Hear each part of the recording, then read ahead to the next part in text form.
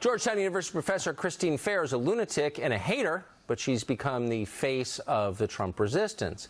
In response to the Kavanaugh hearings, Fair tweeted that white men on the Senate Judiciary Committee should be killed. They should be castrated and their bodies fed to pigs. Not making that up. Read the tweet. It's on the screen. Georgetown University was asked about this. They didn't care. She apparently is the only person at Georgetown with free speech rights. Twitter has suspended her account briefly. Hassan Rahmani is a former Georgetown professor. Fair once publicly denounced her as a Nazi enabler for voting for Donald Trump. Hassan Rahmani joins us tonight. What do you make of this? Were you surprised? I've never really seen anything like this. These aren't political opinions. They're a summons to violence and mutilation. Were you surprised? Well, I've long known for the last 2 years, since Election Day 2016, that she was, part of this extremist left that sadly has found new power in America.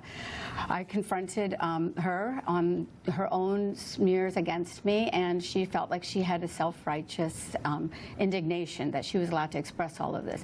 What particularly disturbed me about her latest attack is that she's an expert on South Asia, and she knows that this is exactly what the Afghan Taliban did to a former president of Afghanistan named Najibullah.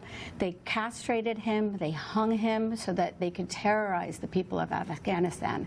And so for me, what she is tweeting is not just a simple, single, troubling remark, but part of this larger dynamic that we faced over the last 2 years that I considered an extremist, alt-left insurgency in America that is trying to topple this government with any means necessary. And we see it from this bird dogging, strategy that they've got, cornering senators and congressmen in the elevators. This has been 2 years in the making, and I didn't get to hear your earlier segment, but all of the players here are the same ones that marched on the day after President Trump's inauguration.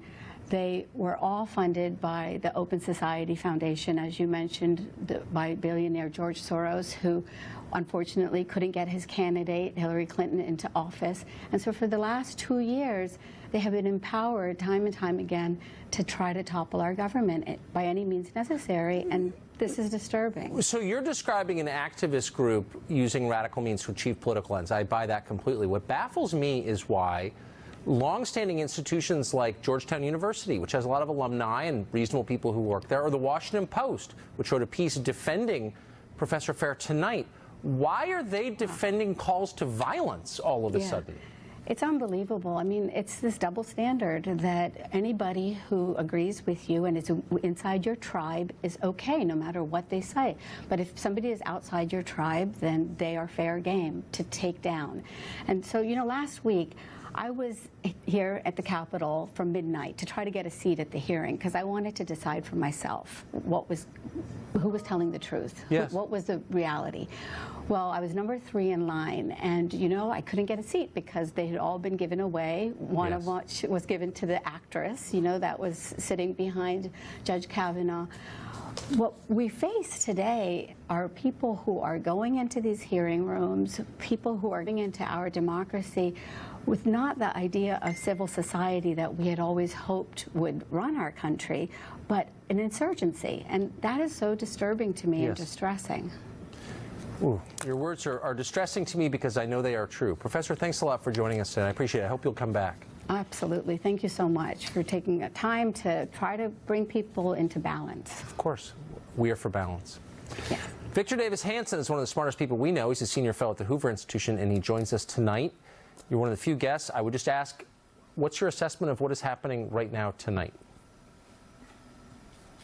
Well, I think that with all these incidents of professors saying certain things and asymmetrical treatment toward them, we're starting to see that if you're conservative and you are zealous in expression about the Kavanaugh hearings, it's a window into your dark soul. If you're progressive, it's proof of your zealousness for righteous indignation. But it's illustrative, Tucker, that the values of the campus are no longer esoteric or irrelevant. They've been transmogrified right into the Congress. Exactly. Right into the heart of American governance. We saw at Yale or Berkeley students rush Professor Christakis at Yale, but now we're seeing the same thing with Jeff Flake. Lindsey Graham said he felt it was dangerous to walk to the Senate.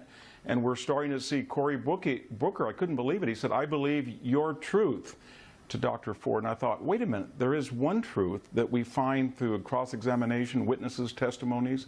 They're not just equal narratives, but that's exactly what the university preaches in postmodern English department, that there's a variety of truths and you can pick which one you want and they become valid depending on access to power, race, class, or gender.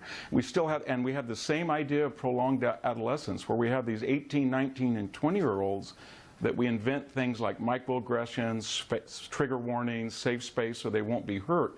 These are people whose great-grandfathers were dying in places like Guadalcanal and Okinawa at 18, and yet now in the Congress we're not supposed to be too aggressive in cross-examination, or we don't want to pursue certain lines of examination because we've confused the entire idea of being sincere with being credible. Dr. Ford was sincere and she was empathetic, but that did not translate into being credible. Credibility is established by evidence, cross-examination, testimony, and the messy process of cross-examination. And it's not established by considering the accused guilty or relying on hearsay or not knowing any of the key details that might adjudicate who is telling the truth or not. So the campus is in the Congress, and that's a scary idea. So let me just say very quickly, this is almost a rhetorical question, but conservatives have fought for 40 years to lower the marginal tax rates. I think that's a virtuous thing to work toward. But they spent almost no time at all trying to reclaim college campuses for education. Should they have? Yeah, I think they should have. I think that when they give money, and a lot of very wealthy people give money to the universities, they should target that donation. The worst thing you can do is throw gasoline onto a fire by getting your name on a building and not knowing how your money is going to be spent. Yeah. We need to look at a lot of medieval practices, from tenure to the admissions processes, which are not transparent. And it's a protected institution. It's time that we put a little light on it and see if it follows the practices of due process. It's time to nail 95 theses to the front door of Harvard. I totally agree with that. Professor, thank you very much. Thank you. Thank you. Senator John Kennedy of Louisiana says that he is fed up with what he sees as a witch hunt against Brett Kavanaugh. He joins us next to